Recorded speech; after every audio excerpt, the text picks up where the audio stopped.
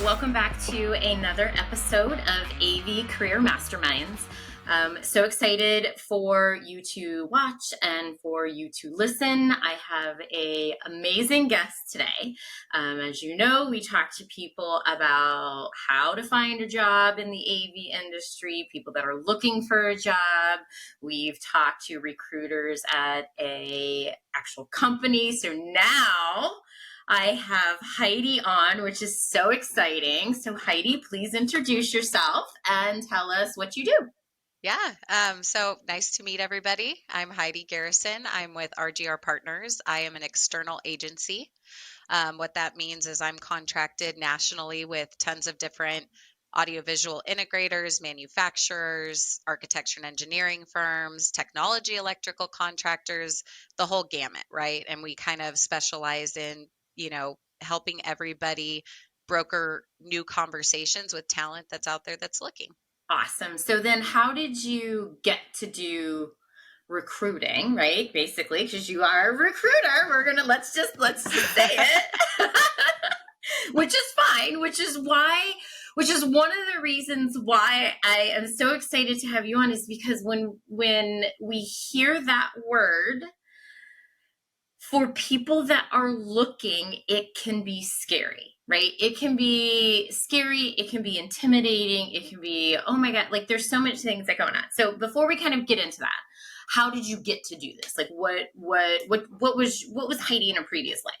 Well, I don't think anybody ever wakes up and says, I'm going to be a recruiter. So I'll throw that out there. In another lifetime, I pursued the hair and makeup industry in California. I got to work on a lot of really cool jobs, and then I just fell flat on my face into recruiting, right? Um, I knew somebody who was like, hey, you're so good with people, you connect with people. I want to introduce you to my boss. And so I had that meeting and I walked out with a invitation to work there, literally. Awesome. Um, Awesome. but that was in software technology recruiting. And although it just wasn't something I felt super passionate about, I'm not a coder. I don't really know what's going on behind the scenes. And so I did that for a while. And then I was approached by another firm that did security and they wanted to build an AV division. And so I saw that as an opportunity after I started to look into it to kind of dive deeper into what is AV, because that's also something that a lot of people don't know about, right? Right. It's an unforeseen industry that's actually super cool. And so I got my start in AV, went to my first infocom, and I was like, "Oh my gosh, this is another world." And it's cool, right? Because there's musicians and there's people who are engineers and there's all this cool product that we underappreciate. And so Right. I fell into AV and I fell into people and now I'm stuck here. As most of us are, right? Because regardless of the side of it that you're in, and when I say and talk about audiovisual, it's this huge umbrella because you can't segment it into certain things. It's this huge umbrella, and you did something and you showed up at Infocom, and that's usually where people are like, you either love it or you get scared because it's so massive.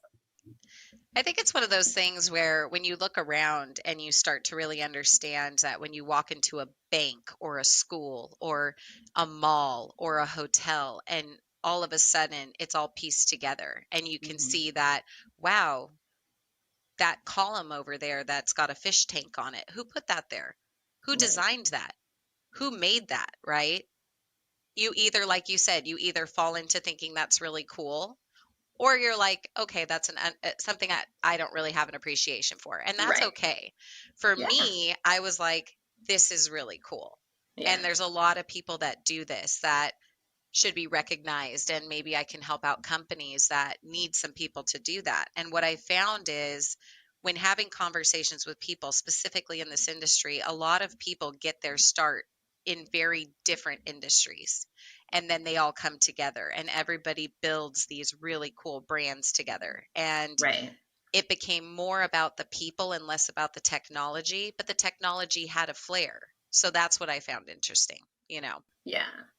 So, in doing this and talking to different people, whether they are people that are looking, whether they are people, as you said, that you are contracted with to help find employees for them. What is your process? Because in talking with you and just seeing what you do as far as posting on social and what you're looking for, to me it seems a little different than what I've experienced even in the past of getting the email from I've looked at your LinkedIn profile, some random Yeah. method, like, I've looked at your LinkedIn profile and I have a so what do you do to understand who the person might be or the company might be? Because I think, like I said, I think you do it just a little bit different than what I've personally experienced and what I see going on online.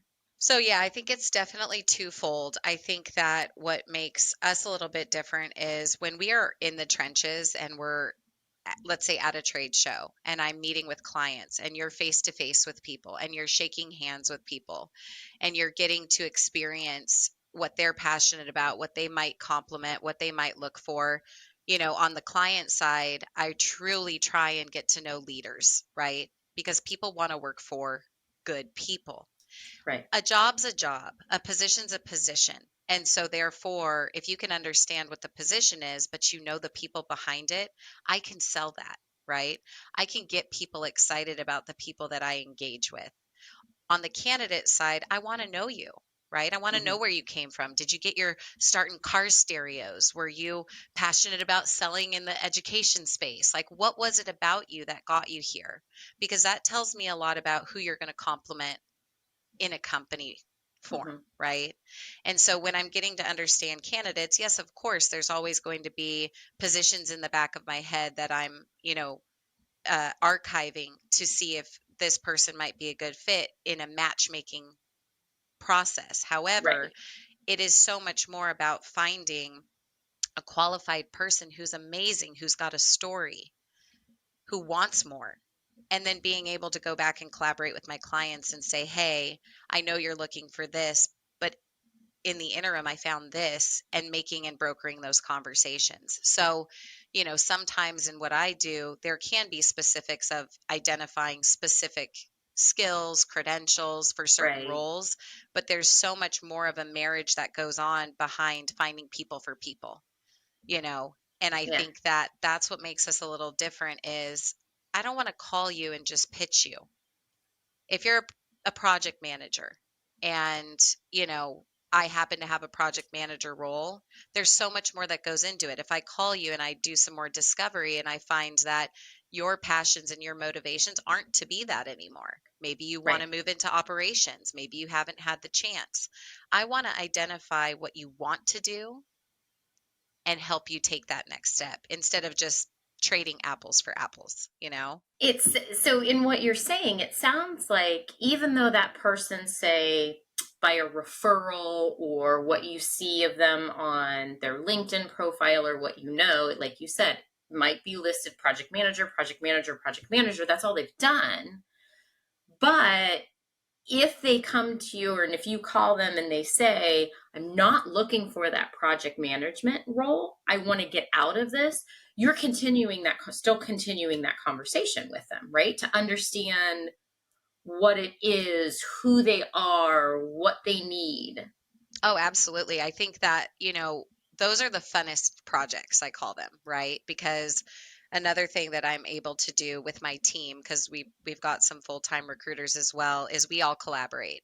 There Mm-hmm. is no like we're going to step on each other's toes. We want the best for people, right? And so, if we have somebody that communicates that they are doing something, I've done X, Y, and Z, but I want to do X, Y, and Z, but nobody will give me the chance because they need me in this role, right?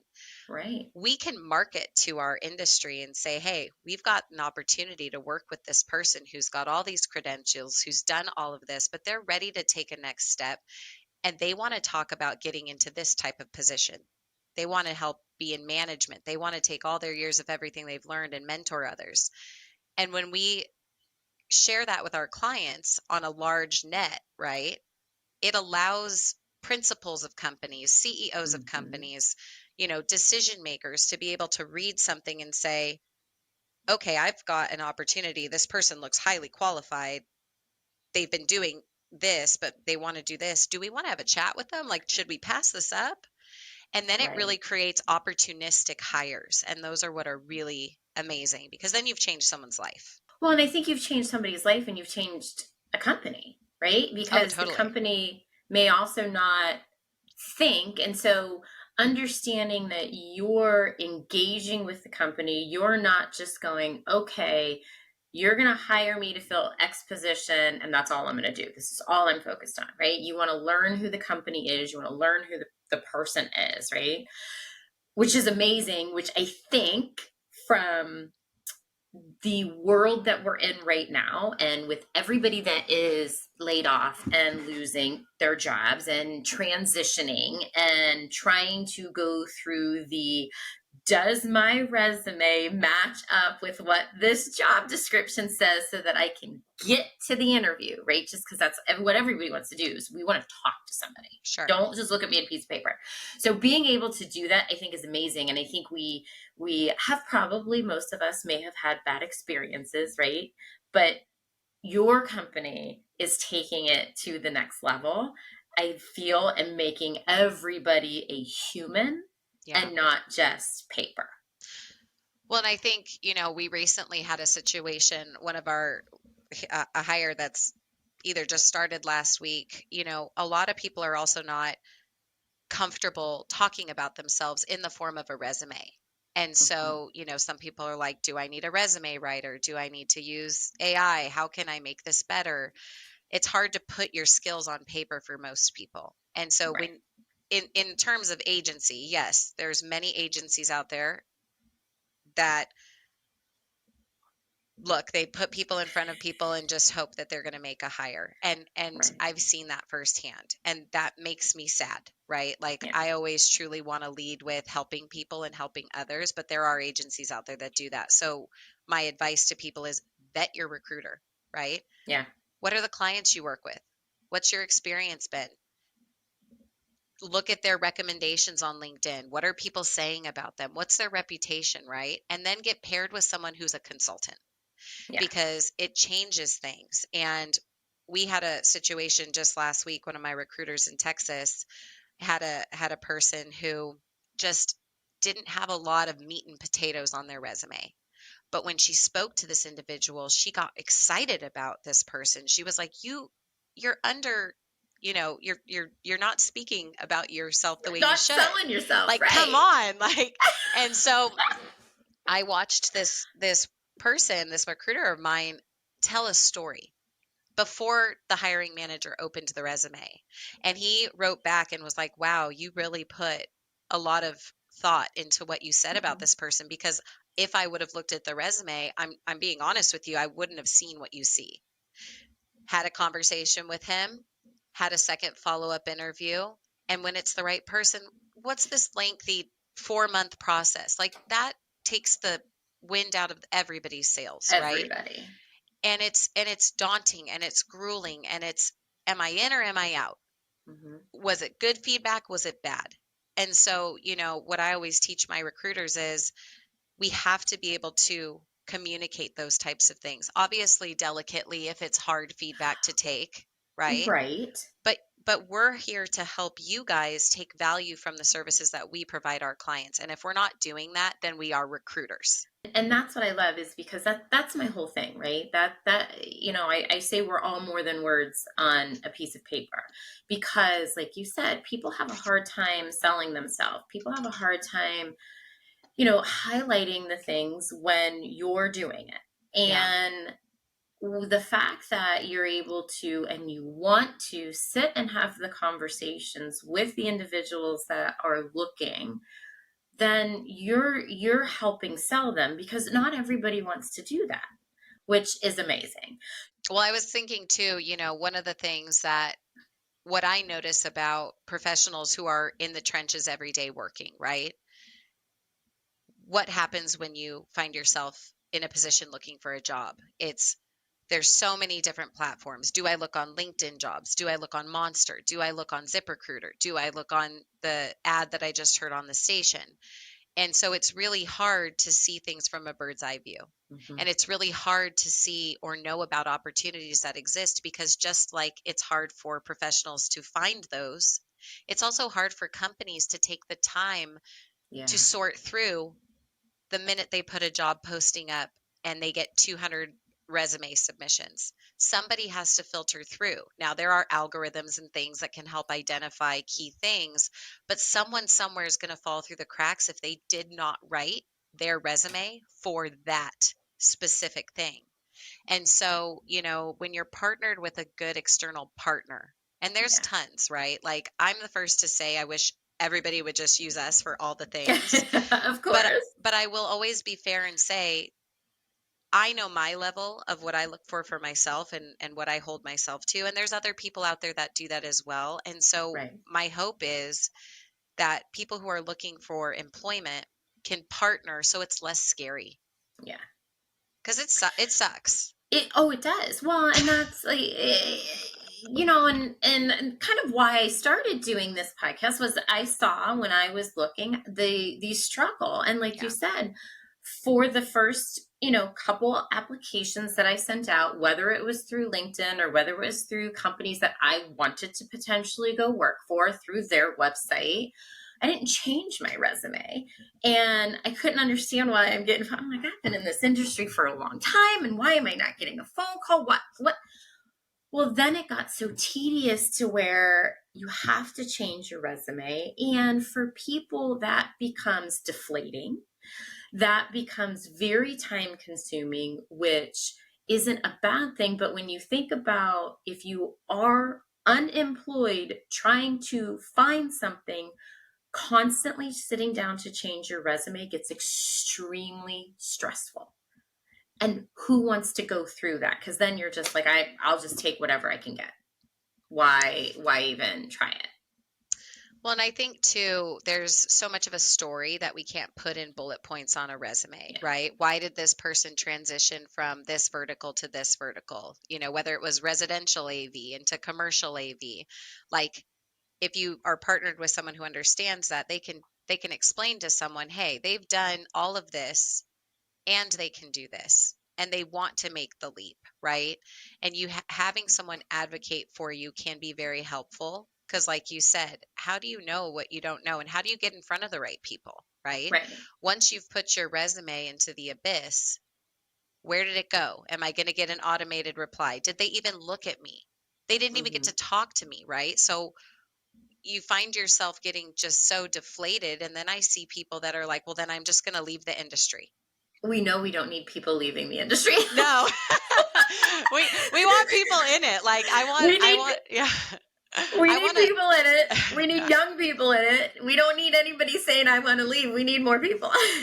Yeah, I mean, look, I'd love to see more ROP programs, more trade schools, like in my own thing, like from the seat that I sit in, looking at this from a really big bird's eye view.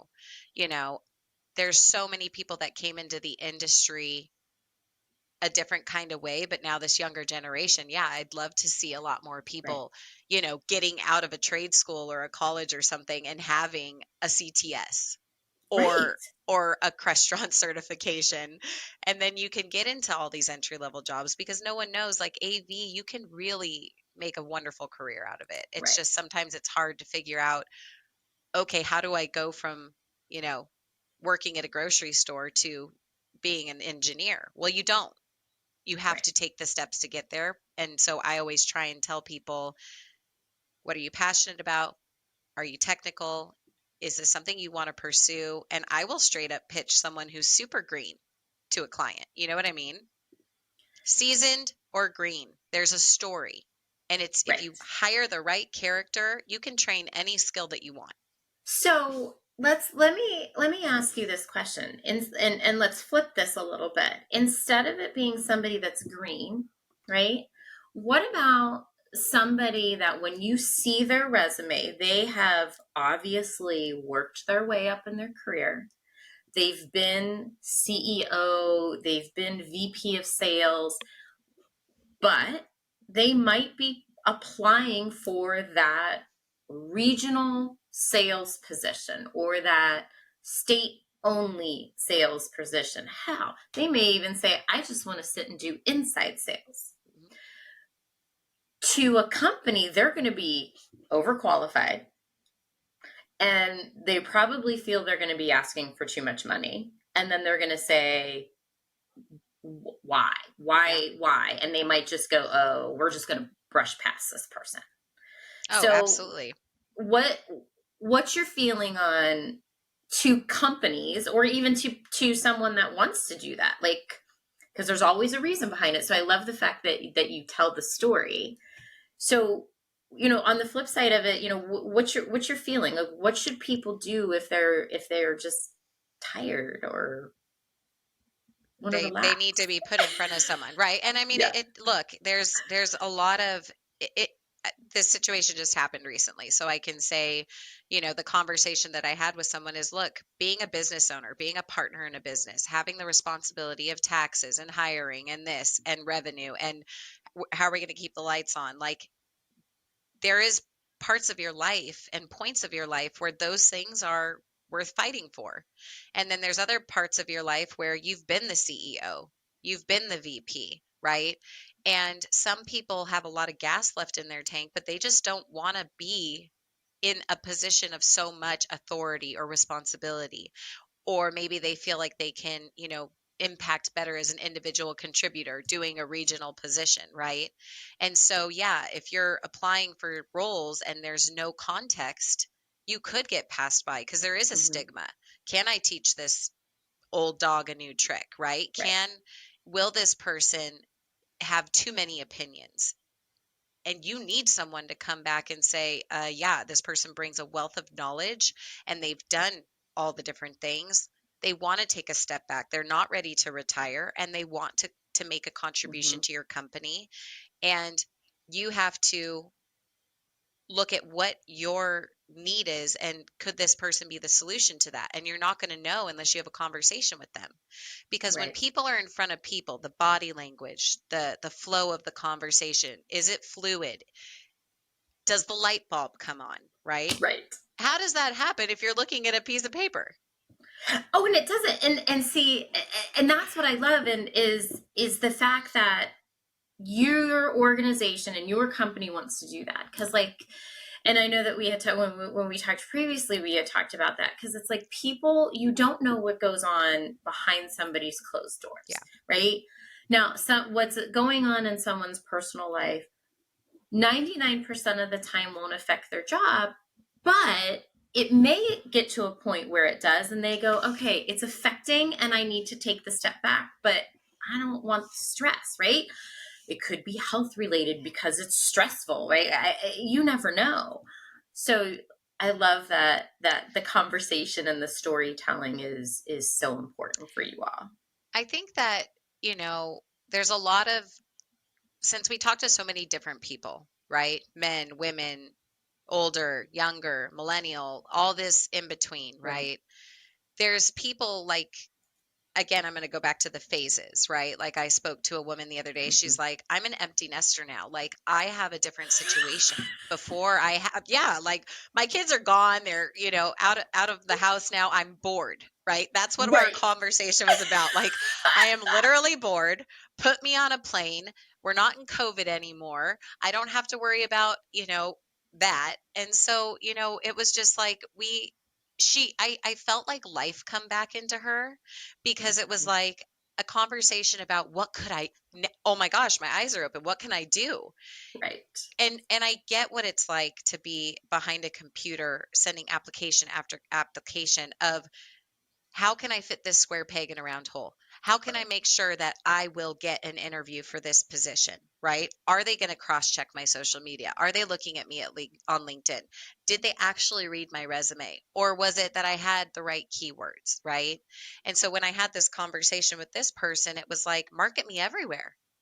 Can you market me everywhere? And I was like, absolutely. We have a Mhm. national client base, right? And I don't regionalize things in a way where, if my West Coast recruiter comes to me and says, "Oh my gosh, I found someone phenomenal in New York. Great, let's collaborate with my East Coast recruiter," right? There isn't this like territorial, like, I want Right. to make money off this person and I don't want to give it to this person, and then it takes what we're doing for that person out of the equation. Right. And as I grew, because it used to just be me, Right. and I want to help everybody. I want to have conversations with everybody. I also have 3 small children, and Mhm. although I am 100% dedicated and I work all hours of the day and night, I try to find like-minded people who represent what values I have, right? Right. I tell everyone, you can ask any one of my recruiters, when you are passionate about people and when you truly help someone make a transition that's right for their family, right for their lives, is helping them progress professionally or personally or financially, right? Right. Whatever it is, if it allows them to watch more karate or Yeah. go to a baseball game or stop living out of a suitcase, that is when you will see your paychecks become bigger than you've ever seen. It is absolutely by helping people get what they want, you're going to get what you want. But you can't do that if you're just like, got you a job, hope you stay there. Don't want to hear from Well, you. Let me ghost right. you. Like, Right. Well, no.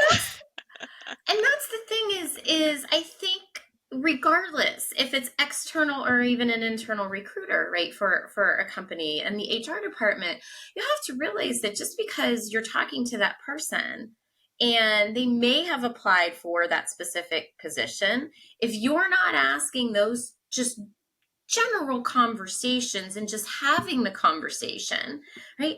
My son's 15. Like, I'm like, as long as I've got somebody so he gets out of bed to go to school, because he won't do that. I know him.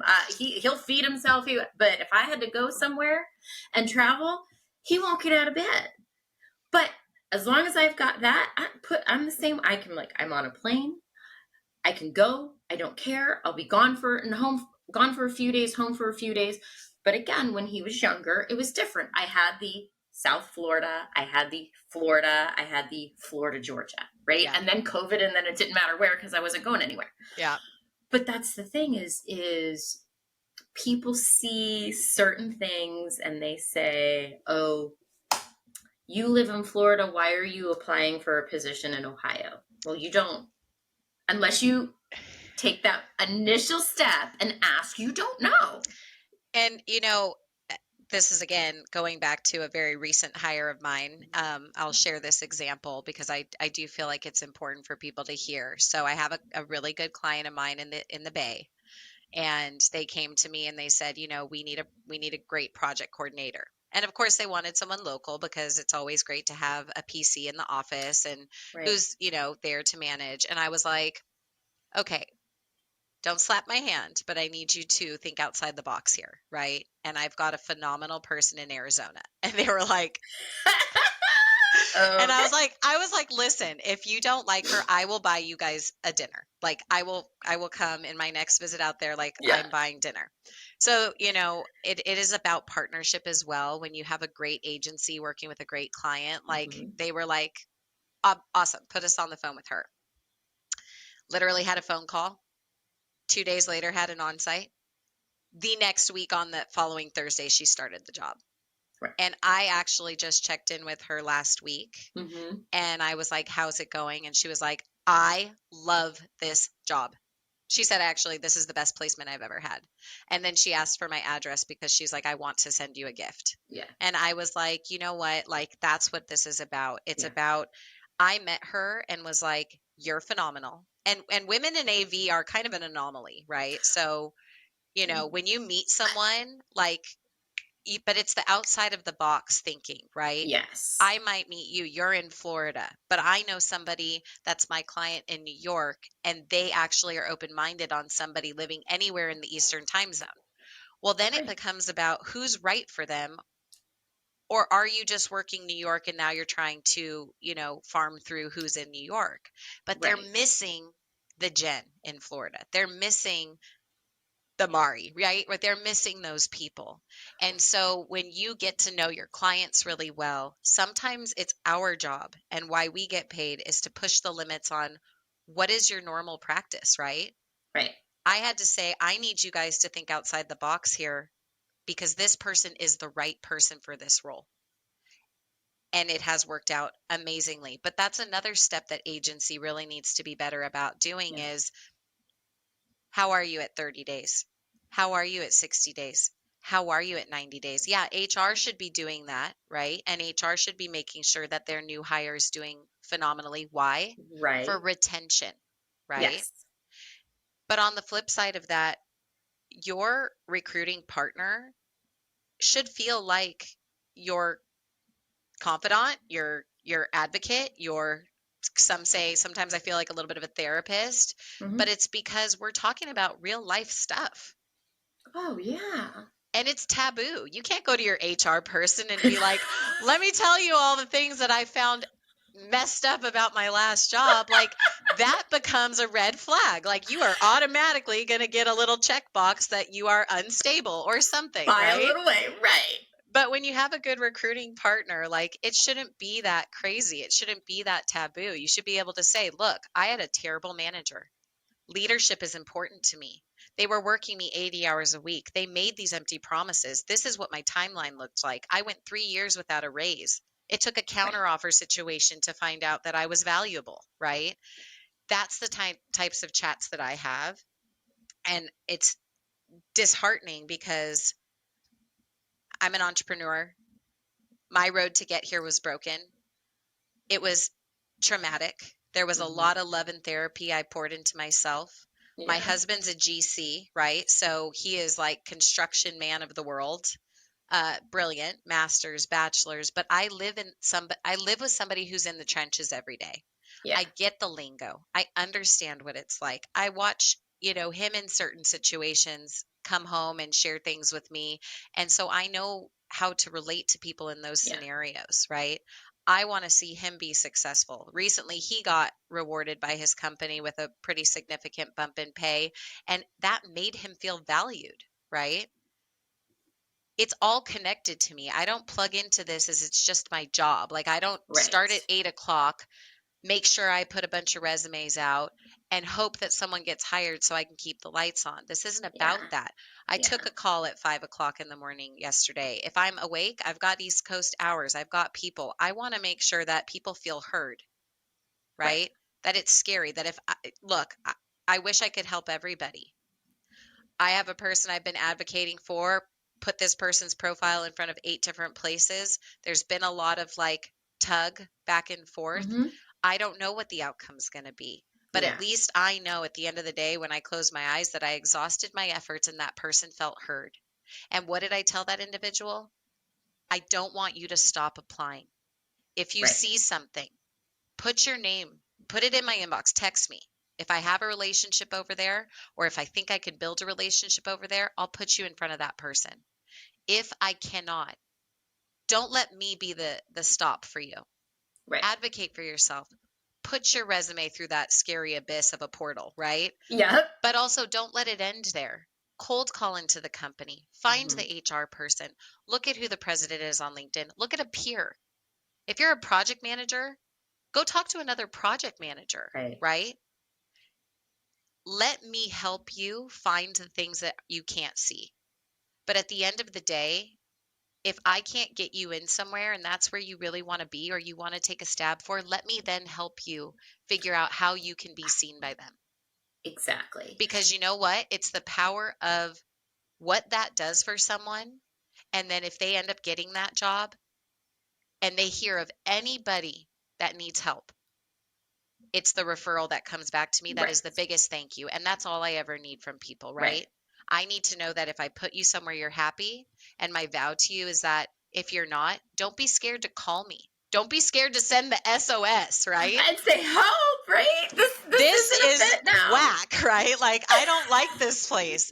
But that's the sad thing, right? Is because, if you're working with a recruiter, that's where the stigma comes from.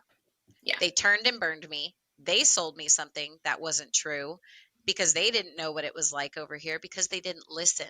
And I think what I love is the fact that you are attending InfoComm, you are seeing what's out there, talking to the manufacturers, and not just saying, okay, you're going to be my client, this is the position that you fill, and the check boxes, Yeah. right? I keep going back that, and I know it sounds like I'm repeating myself, but I think everybody needs to understand how important that is. So then let me ask you this question, because I can say this was a unbeknownst to me kind of thing, because when I first got into this industry, I had a referral and picked up the phone and called somebody and said, let me come in and talk to you, this is what I blah blah blah.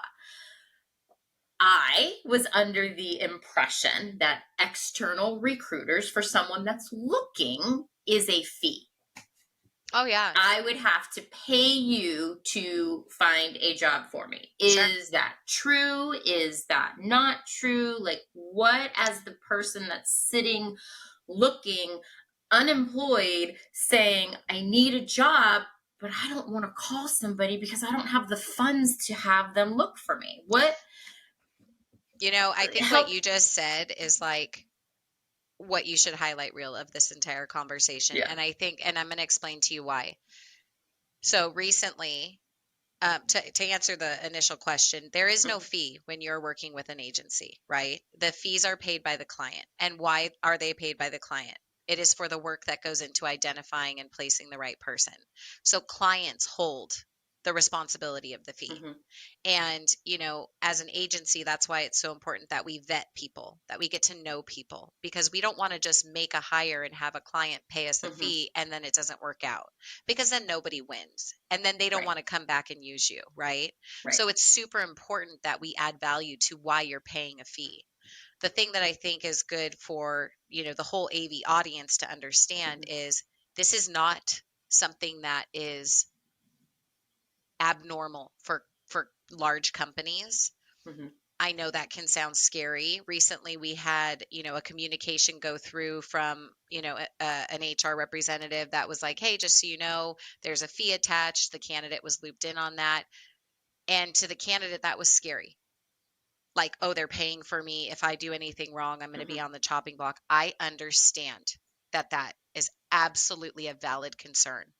But in the world of recruiting, when a client signs up with an external agency, that's just business. It's Yeah. nothing scary.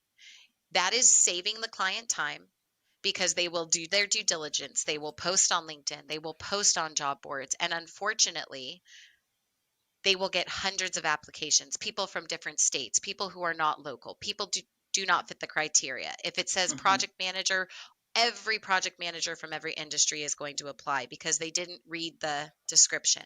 And so the Right. fees are there to save time, to identify the people, to sometimes take people who are gainfully employed and help them broker that leap to their next role. Maybe they're in an Right. associate project manager role. Maybe they've been working that way, doing the job of a senior PM for 10 years, but they didn't get the recognition and they're taking a title change, right? That's should not ever freak anybody out. If a company doesn't want to pay external fees, they hire internal recruiters, right? Mm-hmm. And Right. if they have an internal recruiter and they have external, that just means they want the best. And they're willing to pay for it, but it is not a candidate's responsibility ever. A bottle of wine, maybe, or Once you get the job, yeah, right? yeah. So Yeah. some sushi at Infocom, or a good conversation. I mean, anything. Even when I was pregnant, I had some dear friends, and I called dear friends. They sent me Yes. a bottle of that alcohol-free tequila, and I just Yes. it's the gesture. If you want to do a thank you card, right? Right. A LinkedIn recommendation. I'll take that all day long Right. as my thank you. So just so that we kind of reiterate that, because again, I was in that because I had someone say to me, "Why don't you reach out to a recruiter or a headhunter?" And I'm like, "Oh my God, that's going to cost me money, and I haven't been working, and I need to save like I'm not budgeted to spend this." And they were Yeah. like, "No." And even though they said no, it still didn't sink in because again, I was unemployed, looking stressed, worried about all of this other stuff. And even though, again, like I said, they said no to me, there was so much other noise happening. Yeah. So let's just kind of define this. Your clients are going to be potentially the manufacturers, the AV integrators, the AV resellers, whatever we want to call them, maybe a distributor. So all of those people that we as the unemployed are applying for, those are your clients, correct? Yes. And to understand that even more so, fees from agencies are not to guarantee human behavior. We cannot guarantee that hiccups in life are going to happen, or Right. maybe someone oversold something. The fees are for sourcing, time, dedication, understanding, trade shows, being in front of clients, meeting people, everything that goes into making sure that the relationships are then brought together. Mm-hmm. That's what fees are for. It's Right. not to say, hey, I promise you this salesperson's going to make $12 million this year, and then all of a sudden they don't, and then you Mm-hmm. want your money back. That's not what the fee's for. It's for the work that goes into it. Right. So there should, if an agency is charging a candidate, I would frown upon that a little bit. Right. Well, and I think that that's true because you don't know, right? We don't know, and for so many people that are there. So now let's kind of expand a little bit on, and I know we're going a little bit, but I think this is important. Let's expand upon what you just said about the sales aspect, and you're not guaranteeing, right? So as the candidate that hopefully after people hear this they go, "Oh my gosh, I need to reach out to Heidi, and I know that she's going to be able to help me because I'm struggling." As the candidate, like you said, you're not guaranteeing a company sales, you're guaranteeing them a vibrant person, a person that you feel is going to be able to fit with their organization, with their company. Am I understanding that right? Right. And that's the hope, right? Every scenario is different and every company is different. And I think it's important to highlight it's the back end of once somebody starts, how's their onboarding looked? Do they have the proper tools? Are they given, mentorship? Do they have a lifeline to call upon? All of that stuff is going to take the background of the person Right. and make them successful, right?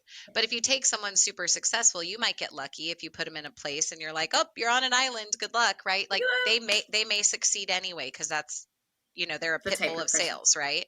Right. But at the same time, it's like you also want to make sure that their back end is set up and squared away. And I think that what some people should understand about what we do. Yes, we're technology recruiters. Yes, we specialize in AV, but I have a whole in-house HR team, and every client that I vet for us, because I don't contract with everybody. If it's not a right Hmm. fit, if I wouldn't work there, I'm not going to be able to tell you to go work there, right? Right.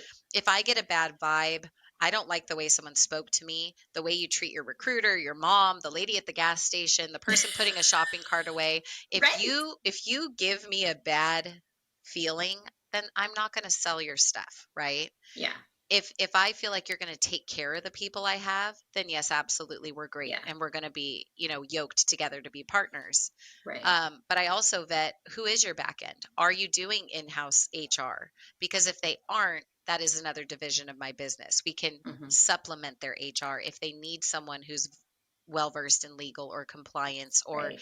need a handbook or anything, or we Right. can be their HR in total. So when I'm communicating with professionals making that leap, if we are doing HR and recruiting for the company, Hmm. I know they're taken care of. And I think it's amazing. And I think that for anybody out there that's watching or that's listening, that is looking, whether you are gainfully employed right now or whether you're not, don't be like I was. Don't Yeah. be afraid to pick up the phone, send a message, make the phone call to the agency to help you. Now, we know that you don't work with every company, right? That's there, I'm sure, as much as you would probably love to work with Yet. everyone. Yes, right? But I'm sure if somebody said to you, these are my top 10, you can help. Or so let's just say that somebody has a top 5 company that they really want to work for, and you've had the conversation with them and you understand, and they're like, no, no, no, no, no, and those are not your clients. Can you still help them? Will you still give them ideas on what to do? And I know you kind of touched on that, but I want to hit on that kind of again. I'm all about timing. You come to me, you tell me these are my prerequisites for making a transition in my life. If it's one of these 5 companies, call me. That's what I want to hear about. Cool. Then I'm going to go knock on the doors of those companies. And if I don't have the ability to get you in, at least I can coach you on how I would do it. Right. Right. So at the end of the day, having conversations with me or anybody on my team, we all collaborate. We talk about everybody who comes through. Right. And so it's one of those things like, and we have a huge footprint. So it doesn't hurt to have a conversation. It doesn't hurt to say, hey, Heidi, I'm not ready yet. I'm not ready to pull the plug. I want to voice my concerns to my company. I want to see if they do what's right and put me in a better spot. But if they don't, can we have an initial conversation so that I can understand more about you guys? Absolutely. Right. Yeah. I remember when I very first started in AV, still remember the name. I had a resume put on my desk and I was like, that is a CTSD, like super highly qualified professional. Had a conversation with him and I said, I don't have the perfect thing for you right now. 4 months later, I called him. I had the thing. He's been at the company for 8 years. He's still at the That's company amazing. and he's a principal. So, That's amazing. and now we work on a different capacity, right? Because you can start as a design engineer. 8 years later, you're a principal, and then you're coming to me when you need additional support. Right. So my whole goal is to help people make that transition for selfish reasons, because I already know you. I know your kids. I know your dog. I know your life. I'm going to see you at Infocom. And now I get to place people on your team. Well, what's better than to say, I know this person? Yes. Yes. So yes, initial exploratory conversations, absolutely. Like you can reach us on our website.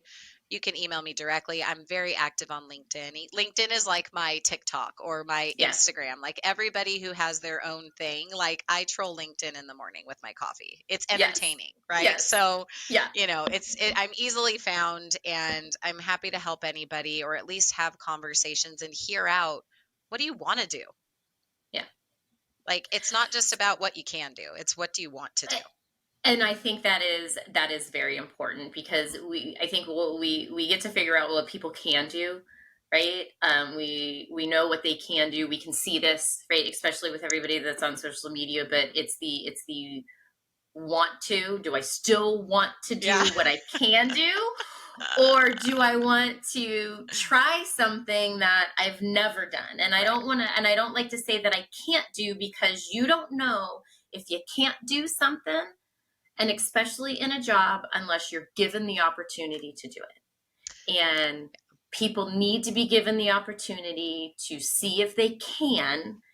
And if they fall, I don't like to use the word fail, because I think we fall and we can learn and pick ourselves up. If they fall, then we move them and we all learn. And I think the last, thing that I'll touch point on is, having someone like myself, or at least how I do things. Sometimes you have to have those harder conversations with companies, and I'm not afraid to. And sometimes they will make a hire that maybe doesn't complement the role that they're in, but why would you get rid of that person? Can you transition that person? And sometimes it takes someone like me, who's an outsider looking in, to say, you hired this person for this, but they have this, and could you put them and maneuver them here before we go looking for someone new? Right. And so when I'm asking a candidate, why do you want to leave? I'm touching on all the things that would help keep them from a counter offer situation, as well as when I'm asking a client, what is this role open for? Are you replacing someone? Let's talk about what happened there. Was there anybody internally that you can maneuver into the role, to also keep the client from a 4-month long vetting process? Right. So we try and keep the alignment moving forward, because as you know, in sales or in recruiting, the time in between an initial engagement to an offer letter can kill the deal. Oh, totally. So, I would hope out there that more agency would become more people centric, but Yeah. at least I know every day in mine, I'm putting my best foot forward, and I'm really hoping to leave a positive impression. Mm-hmm. I mean, I have people 10 years later calling me because they trust me. And that Yeah. is the biggest thank you that I can get. We never, ever send resumes unsolicited. Absolutely no. If I have not had a conversation with you, if I don't know your dog's name, you're not Mm-hmm. going over there, right? Right, right, And right. so I want to communicate that, because there's a lot of agencies that'll screenshot things, send it for a timestamp, and then, bang down their clients' doors. I won't do that. Have a conversation with me. I'm Yeah. about communication. And so, I think that that's important for people to know, because other agencies out there will throw shade on other people Mm-hmm. because they want to make money. And that's terrible.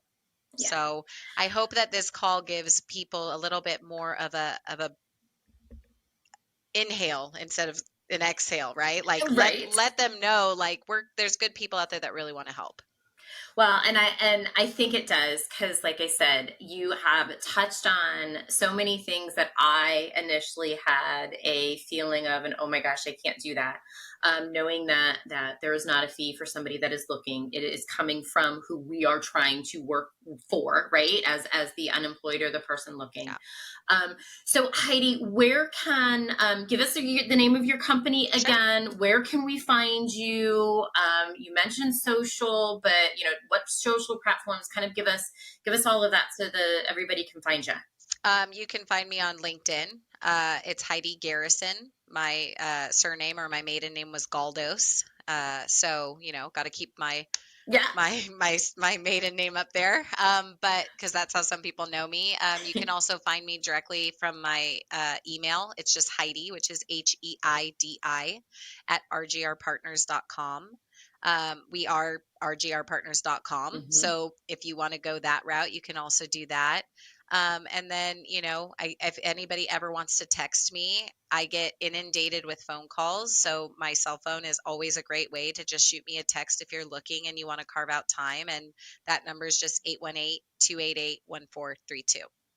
So I'm assuming you will be obviously in Orlando for InfoComm. I will be in Orlando. Yes. Awesome. All right. So guys, if you're listening, if I'm sure Heidi will be there, track her down. I will be there. But Heidi, thank you so much for sitting in and chatting with me.